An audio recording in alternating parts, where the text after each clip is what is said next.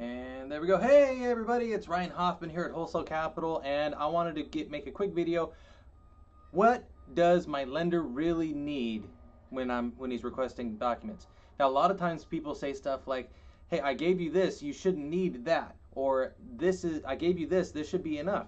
And a lot of times, in logic, it does make sense, but I always want to point out things like this. This is a news article that just was released from Fannie Mae saying that there were 34 instances of different businesses that were cited as an employer, and it turns out they were completely fraudulent. There's no proof that they actually exist, and people basically lied on mortgage applications, and this is stuff that we see more and more.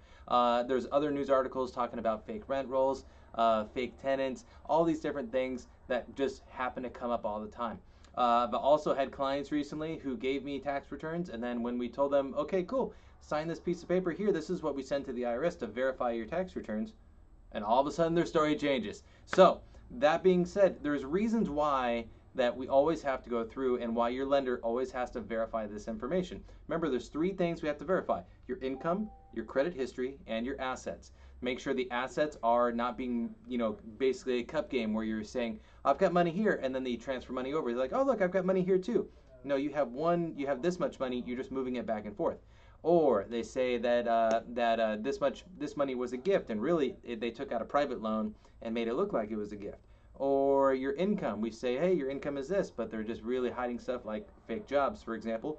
Or if you're self-employed, falsifying tax returns in order to show more income. These are all examples of things that have happened and still do happen.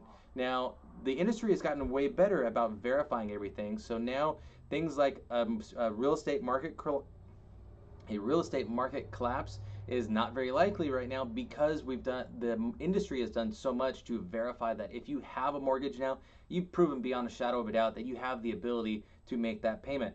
But there are still some bad eggs out there that do all these things, and though we say we don't like all the work we have to do up front right now in order to get a mortgage, we really love the fact that we don't have to worry about our equity completely collapsing on itself, because all these bad apples are making it making it possible for collapses to happen. So that being said, if your lender asks you for something, always feel comfortable asking them, cool, I'll get that for you. I'm just curious, why do you need that? What condition is that meeting? And I guarantee you, well, I should say this, usually your lender should be able to explain why something is needed. Yeah, sometimes it's as simple as the government, though, I'll give you a loan even if you're white, red, black, yellow, blue. I don't care what color you are. It doesn't change the interest rates you get, but the government monitoring requires that I ask you these questions and put it into the box. Things like that. That's the HMDA data that we have to put into the files. So that being said, if you are ever curious about why you're being asked for documents, always feel comfortable asking your lender why. But never assume, oh, he asked me for this, but I'll send him this instead. This should be enough. If they ask you for it, there's a reason. Get the documents exactly like your lender is asking. They say, I need your bank statements with all the pages. Give them all the pages, not pages 1 through 4, because page 5 says it's blank. They want to see that there's nothing on page 5.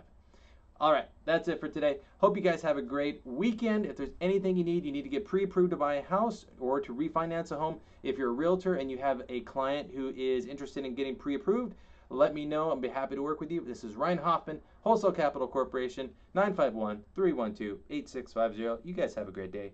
Bye-bye.